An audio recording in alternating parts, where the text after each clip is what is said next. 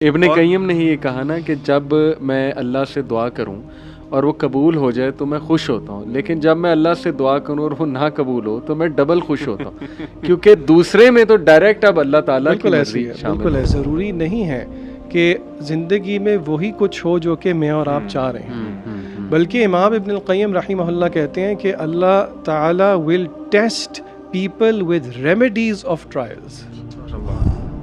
यानी कि वो कहते हैं कि मुश्किलात को दवाई कहा इब्न क़य्यम ने। जब बंदा टूटा हो ना तो फिर अल्लाह ज़्यादा याद आता है। ऐसे ही है। जब आप हार्ट ब्रोकन हो, कोई मसले मसाइल हो, तो फिर अल्लाह ताला की तरफ बंदा ज़्यादा रुजू करता है। इसीलिए आप अपनी हर ज़रूरत के लिए अल्लाह ताला की तरफ रुजू करें, लेकिन इस बात को जहन में रखें कि अगर अल्लाह ताला आपकी कुछ चीज़ें नहीं सुन रहे तो फिर आप और तसल्ली में आ जाएं, क्योंकि अब इंटरवीन किसने किया है? मास्टर ने किया। कि जब इंसान पे कोई मुश्किल आती है ना तो वो खड़ा बैठा लेटा हमें बुलाता है, पुकारता है, दुआएं मांगता है, लंबी लंबी दुआएं मांगता है। फिर जब हमसे ये अल्लाह ताला के अल्फाज हैं, फिर जब हम उससे वो मुश्किल दूर कर देते हैं ना तो ऐसे मुंह फेर के चल देता है जैसे उसने हमें कभी पुकारा ही नहीं था। ऐसे ही कि लोग कहते हैं जी अल्लाह हमें छोड़े हुए है। मैंने यहाँ तक लोगों को अल्लाह माफ़ करे कहते सुना है कि यार वी डोंट मैटर टू अल्लाह इन दिस बिग यूनिवर्स। हम कहाँ एक दो लोग कहाँ अल्लाह के लिए मैटर करते हैं। आप देखें याकूब अलैहिस्सलाम जब अपने बेटे की काउंसलिंग कर रहे हैं, प्यारे बेटे की यूसुफ अलैहिस्सलाम की, तो हर काउंसलिंग एंड हो रही है अल्लाह के तारुफ से। और किया सूरह यूसुफ कि बेटा बेशक अल्लाह समी है, बेशक अल्लाह अल अज़ीज़ है। यानी इसी तरह लुकमान अलैहिस्सलाम की एडवाइस देख लें, इसी तरह याकूब अलैहिस्सलाम की डेथ बेड पे भी एडवाइस है कि बेटा शिर्क ना करना, तौहीद वाले ही बनना। यानी हर मौके पे अल्लाह का तारुफ मौजूद है।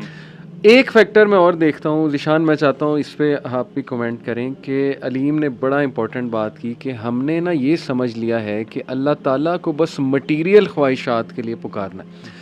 मैं कहना नहीं चाहता लेकिन I have to use this word like a genie in a lamp. नाउज़ बिल्ला। जैसे अलादीन ने वो चिराग जो है उसको रगड़ा, जीनी निकला, उसने कहा जी बताओ क्या तुम्हारी ख्वाहिश है। I think most people perceive Allah ताला नाउज़ बिल्ला लाइक दैट कि जी बस जब ख्वाहिश कोई पूरी करानी है तब अल्लाह के पास जाना है।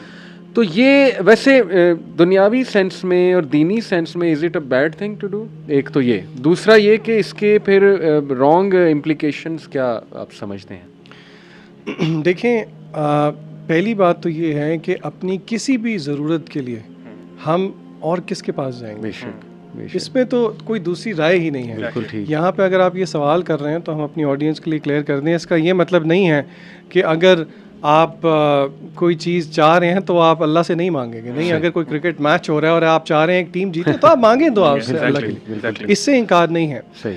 लेकिन मसला तब आता है कि जब अल्लाह ताला अपने रब होने का मज़हर दिखाते हैं। क्या मतलब?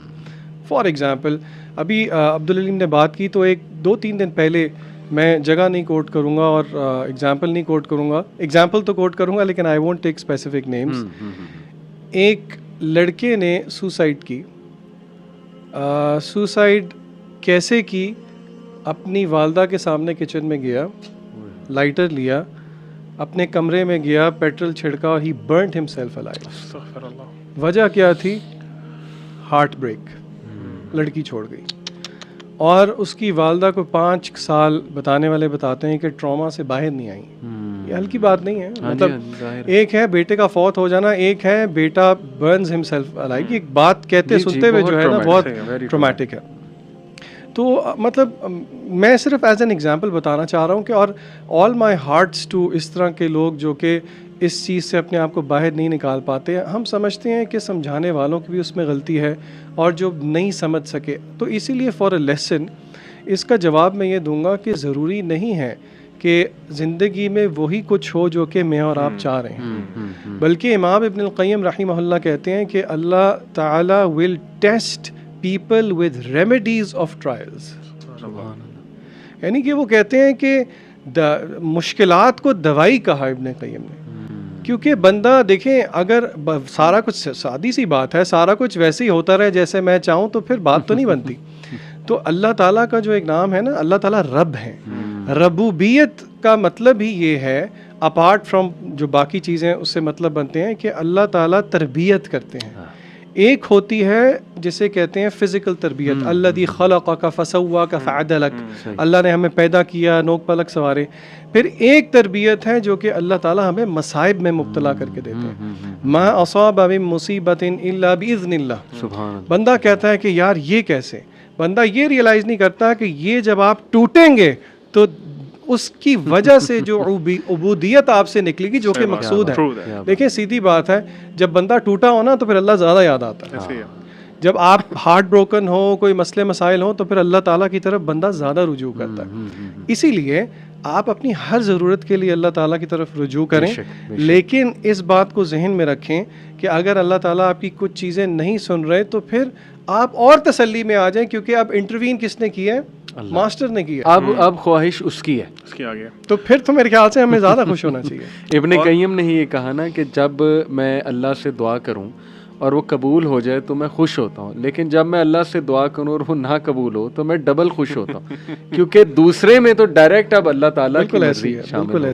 जी आप कुछ कहना चाह रहे थे? मैं अली भाई इसी में ऐड करने वाला था कि जो हमारा इस्तिखारा करते हैं, जो कि अल्लाह के नबी सल्लल्लाहु अलैहि वसल्लम ने बहुत ज़्यादा रिकमेंड किया कि हर काम के लिए हमें इस्तिखारा करना चाहिए, उसका भी तो यही मतलब है कि अल्लाह की रज़ा ढूंढनी है आपने जो भी काम करना है। और वही ज़ीशान भाई वाली बात के आई थिंक हदीस है, आई थिंक जिसमें आप ने कुछ इस तरह फरमाया कि अगर तुमने जूते का तस्मा भी मांगना तुमने अल्लाह से मांगना। अल्लाह। लेकिन हमारी वही वाली जो मेन पॉइंट है वो ये है कि आपने अल्लाह ताला को अपने मकासद के लिए, ठीक है आपकी जो भी चीज़ें हैं आपने मांगना है अल्लाह ताला से, लेकिन फिर वो मौसमी मुसलमान ना बने, फिर सिर्फ मतलब ही ना बने ना। ये है कि मतलब आप इंसान से मतलब अली भाई मैं आपसे अपने सिर्फ मतलब के लिए काम करता हूँ, यानी आपके पास आता हूँ, अली भाई मुझे ये चीज़ चाहिए, ये चीज़ें आप दे देते हैं, जब दे देते हैं फिर मैं जानते नहीं आप कौन है।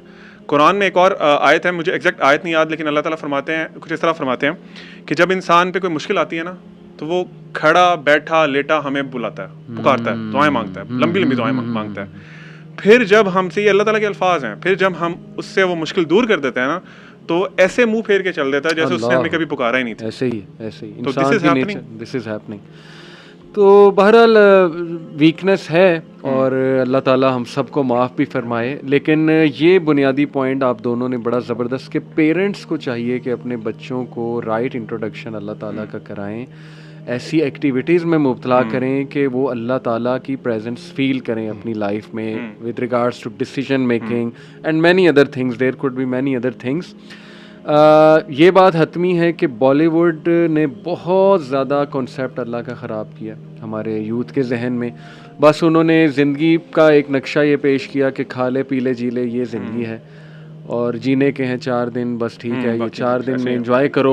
अल्लाह ताला से तभी मदद मांगो जब तुम्हें कोई शादी करनी हो, ठीक है ना, या हालांकि हर्ज कोई नहीं जैसे ज़िशान ने कहा, लेकिन बात वही है ना कि फ़लसफ़ा ये नहीं होना चाहिए कि यार मैं सिर्फ तभी जाऊँ जब मुझे ज़रूरत है। ये फ़लसफ़ा टू बिगिन विद है ही गलत। कवालियाँ मैं चाहता हूँ, सुभान अल्लाह, तुम्हें गोरख धंधा, आप कवाली गाना चाहते हैं? कवालियाँ मैं सुनी बहुत हैं दौरे जहालत में, इसलिए मैं कह रहा हूँ। और उस टाइम पे हमें बड़ा हमें ना एक वो इबादत की फीलिंग दिलाई जाती थी कि ये तो इबादत है।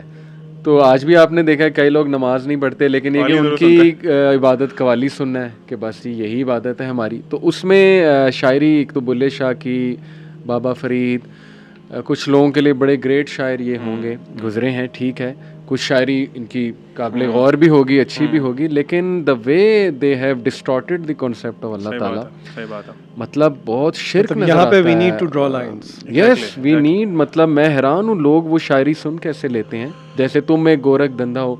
नॉट श्योर ये किसकी है, लेकिन आप अल्लाह ताला को क्या कह रहे हैं? गोरख धंधा का मतलब होता है कि ना समझ आने वाली चीज़। फिर वो बड़े उसमें आगे शायरी करता है, खैर उसमें मैं नहीं जाऊँगा। इसी तरह बुल्ले शाह की शायरी, मतलब it's way too dangerous when it comes to कुरान। कुरान की तरफ देखें, उसमें अल्लाह का क्लियर तारुफ है, लेकिन जब हम इन पोइट्रीज़ की तरफ देखते हैं मैं दंग रह जाता हूँ, यार इतनी जसारत, इतनी जुरत की हुई है। तो इस पे लोगों को एडवाइस हमें करना चाहिए कि यार this is not the source, this is the source जो लोग ले रहे हैं। यहाँ जो अभी अल्लाह के बारे में इंट्रोडक्शन हो रहा है वो यहाँ से मिल रहा है, यहाँ से मिल रहा है। जो आप अभी बात कर रहे थे ना पेरेंटिंग वाली, उसमें मैं एक चीज़ ऐड करना चाहूँगा। मेरे एक टीचर, उन्होंने ना बड़ी अच्छी बात की, क्योंकि सवाल पैदा होता है, फिर पेरेंट्स पूछेंगे भी कि चलें आप बता दें कैसे अल्लाह को इंट्रोड्यूस कराएं बच्चे को। तो आई थिंक के सबसे बड़ा उसका मज़र ये है कि आपकी अपनी पर्सनालिटी में ना, आपके तमाम अमाल में, दिन में जो आप बच्चे के सामने करते हैं, उसमें अल्लाह का खौफ, अल्लाह से मोहब्बत, वो सारे, क्योंकि दोनों विंग्स हैं ना एक बॉडी के, ये नज़र आने चाहिए उसको। बिल्कुल ठीक। मुझे उन्होंने बड़ी अच्छी बात उन्होंने बताई, वो कहते हैं कि आप बच्चों को जितना मर्जी कहते रहें कि अल्लाह से डरो, अल्लाह ताला इस तरह कर देते हैं, अल्लाह ताला ये करते हैं, जो मर्जी करते रहें, उस पर कभी वो इम्पैक्ट नहीं होगा। यहाँ तक कि आप कभी कुरान पढ़ रहे हैं ना, या आप कोई अल्लाह का जिक्र कर रहे हैं, आपकी आंखों से आंसू गिरेगा ना, तो आपका बच्चा चाहे वो एडल्ट हो गया, चाहे वो टीनेजर है, अली भाई इवन हम लोग समझते हैं कि टीनेजर्स बिल्कुल ना, वो बिल्कुल ही नॉनसेंस होते हैं, हमारा ये कॉन्सेप्ट है, उसके दिल में वो ऐसा चीज बैठेगी ना सारी जिंदगी के लिए कि ऐसी क्या चीज है कि मेरा बाप, उसकी आंखों में आंसू आ गए उसकी बात करते हैं। तो आप प्रैक्टिस करें खुद बीइंग पेरेंट्स, और उनके सामने एग्जांपल दें।